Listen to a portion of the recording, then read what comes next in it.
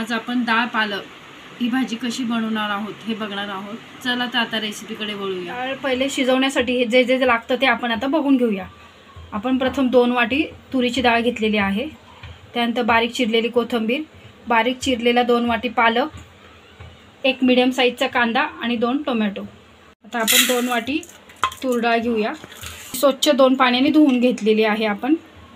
त्यानंतर पालक 1 वाटी, कोथिंबीर 1 वाटी, बारीक चिरलेला कांदा आणि 2 मीडियम साईजचे टोमॅटो।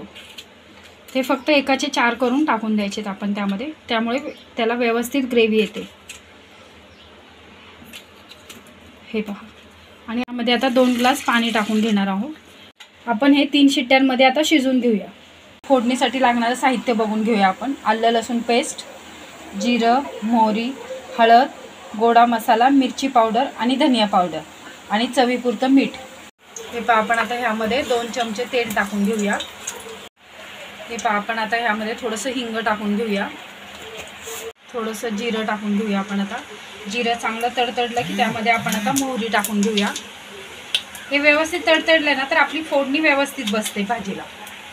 हळद, थोडीशी धनिया पावडर, थोडं लाल मिरची पावडर, गोडा मसाला आणि आता आपण थोडी आलं लसूण पेस्ट टाकून घेऊया आणि चवीपुरतं ह्यामध्ये मीठ टाकून घेऊया आता आपण। आणि 1 चमचा आपला हा घरचा मसाला टाकून घेऊया आपण। सगळं पूर्ण तेलामध्ये फ्राय करून घेऊया मसाले।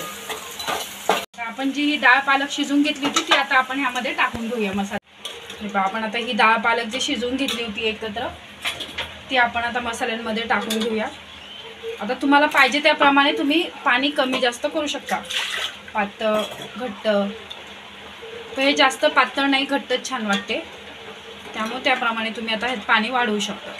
आपण आता ह्याला एवढ्या प्रमाणात पाणी टाकलेलं आहे। आता आपण याला एक उकळी आणून घेऊया। हे 10 मिनिटांमध्ये आता आपली डाळ पालक खाण्यासाठी तयार आहे। हे पहा, आपली ही डाळ पालक बनवून तयार आहे।